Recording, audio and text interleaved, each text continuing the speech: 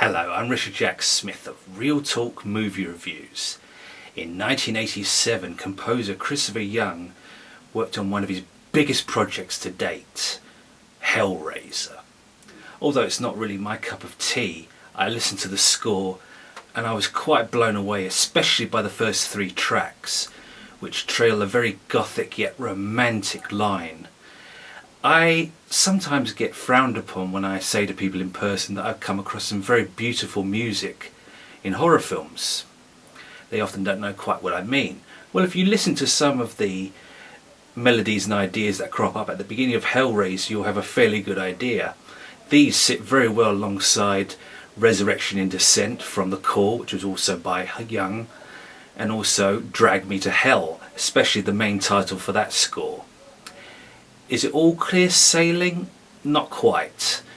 For the lament configuration trailed a hush of dissonance which ultimately brought the experience down a notch or two.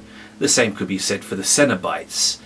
These are very dissonant cues where there's not a lot apart from bells to relieve the tedium. I would say in the long run that Hellraiser has some pretty mega duty highlights in Young's career, and yet as an overall experience perhaps it overstays its welcome just a tad.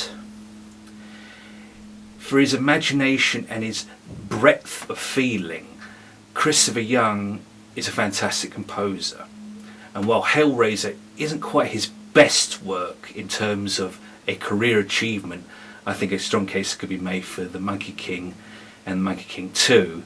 I was a little bit ashamed he didn't get chosen to work on the third one of those movies. There's some good stuff in Hellraiser.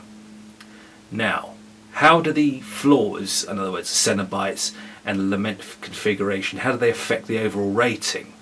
Well, I would say the strengths of this score really lie on the first 3 cues. There are some good ideas later on, but really that's what you want to stick with. For that reason, I give Hellraiser by Christopher Young 3 out of 5 stars. Some terrific stuff, a couple of dodgy cues, a fairly good experience overall. For more film and soundtrack reviews, please visit Betty Jo Tucker's website, Real Talk Movie Reviews.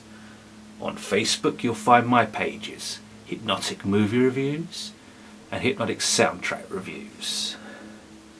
You can also find me on Twitter, mbeanfan101. I am Richard Jack Smith. If you like the video, maybe subscribe, and I will see you next time.